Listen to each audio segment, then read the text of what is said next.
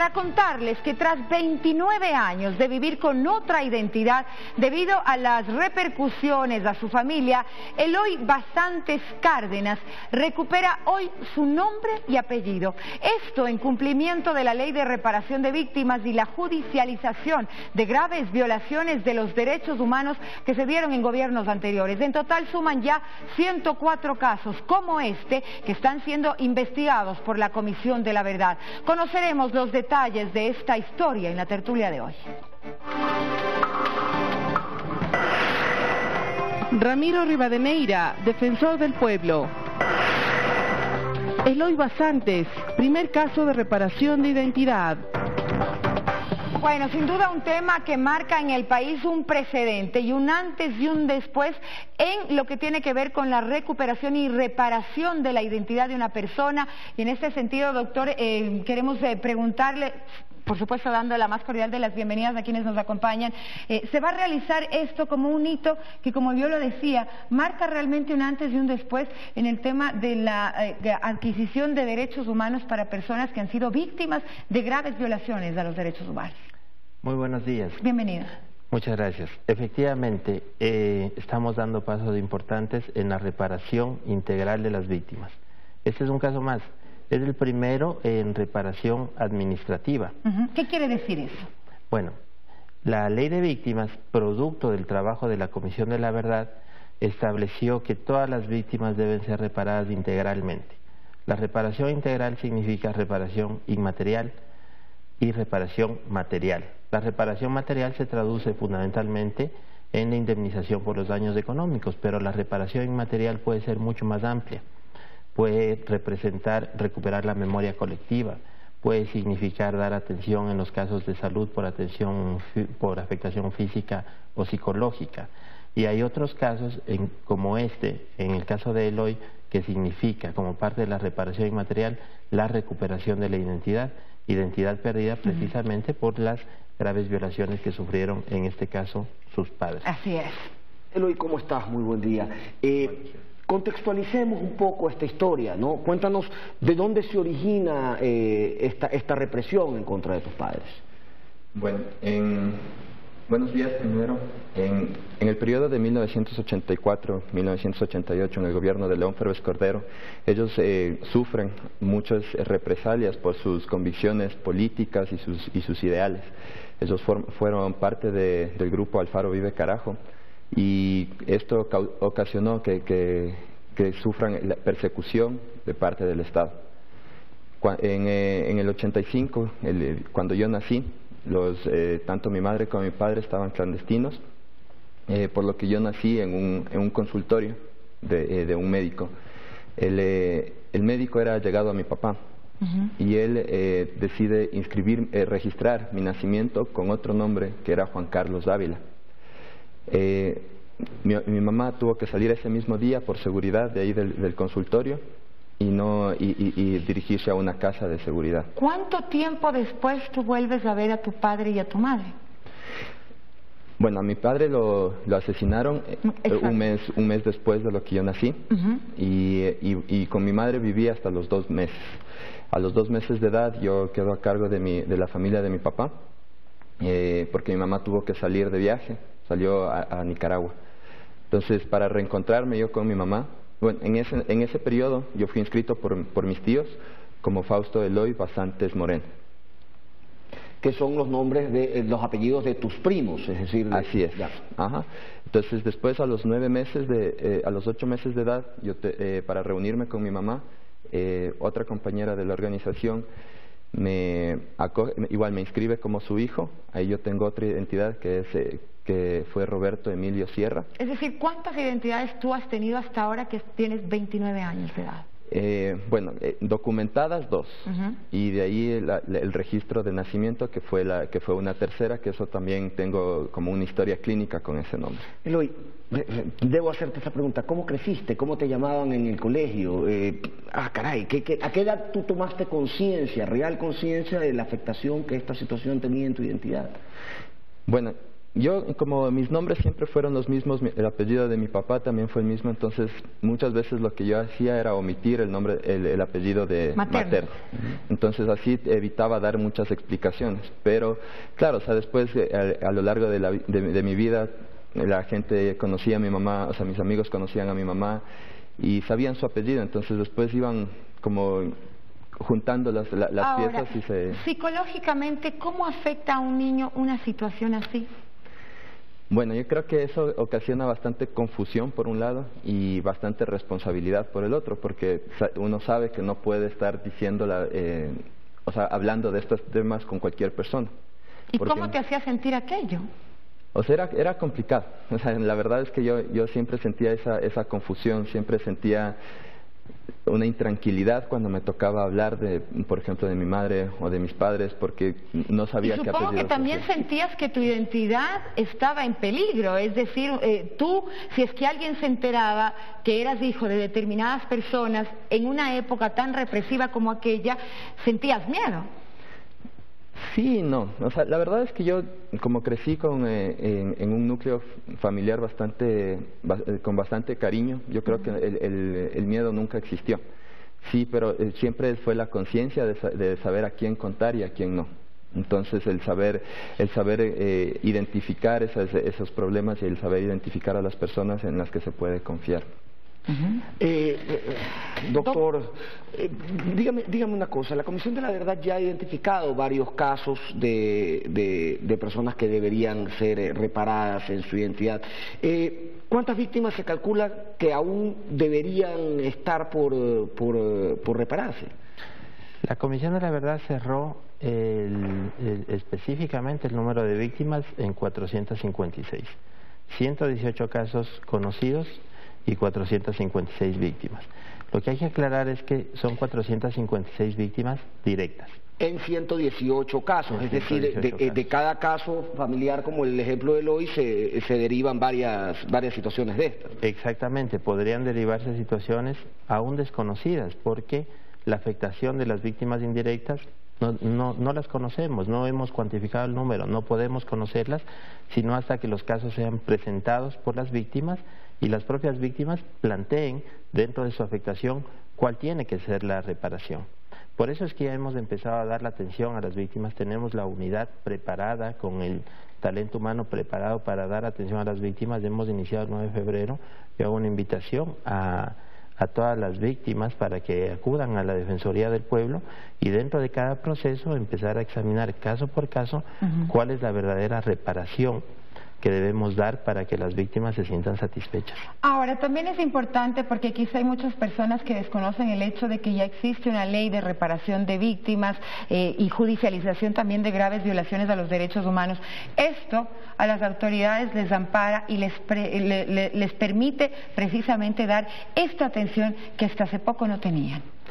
Sí, es una responsabilidad del Estado y esto es lo importante, que el Estado empiece a cumplir sus responsabilidades, los daños que pueda haber causado en el transcurso del tiempo. En el caso de Eloy hay una afectación directa del derecho a la identidad. Él tuvo la suerte, por decir de alguna manera, dentro de todo este conflicto, que conoció la verdad desde muy niño. Claro. Pudo saber cuál era la verdad y pudo manejarse dentro de la verdad. Hay otros casos como el de él, no registrados en el Ecuador aún, en donde las personas crecen con una identidad diferente pero desconociendo la verdad. Y esto en el Ecuador al menos no está registrado, podría estar registrado en un momento dado y tendremos que tomar todas las medidas para hacer la debida reparación. Así es. Eloy, hemos revisado las particularidades de tu caso. Tu madre es Rosa Mireya Cárdenas, ex Alfaro Uribe Carajo y además miembro de la Comisión de la Verdad. ¿Tú has llegado a tener contacto con otras personas de la misma situación para darles de alguna manera guía? La verdad es que no conozco a ninguna persona que haya estado en esta misma situación, pero yo creo que existe. O sea, hay algunos casos, y no solo de personas que han tenido que cambiar su identidad involuntariamente, como fue mi caso, sino han habido personas que han tenido que hacerlo voluntariamente por cuidar su propia seguridad. Sí, entonces igual yo creo que es importante el poder acercarse ahorita a la Defensoría del Pueblo quienes tienen las puertas abiertas y quienes han dado han creado este camino para poder que se facilite todos los procesos para el cambio de identidad. Ahora, precisamente vivir de esta manera, quizá con una identidad que no te corresponde al 100%, retomo ese tema desde la parte emocional porque en realidad puede ser difícil. Quizá tu caso es muy particular porque tú conocías quién era tu madre y se trataba únicamente del hecho de que no debías decirlo o sabías exactamente a quién decir y cuándo callar. Pero quizá esta no es la situación que viven muchas de otras personas. ¿Cuál sería tu recomendación en este sentido? ¿Crees que es momento de salir a la luz? ¿Es momento de hablar de estos casos hasta ahora probablemente escondidos? Mira, bueno, yo creo que todo esto ha sido un proceso desde que se creó el CENIMPU, el Comité contra la Impunidad, quienes empezaron en una campaña para la recuperación de la memoria, ¿sí? Este comité fue quien también lleva a cabo y logra que llegara al presidente para la creación de la Comisión de la Verdad.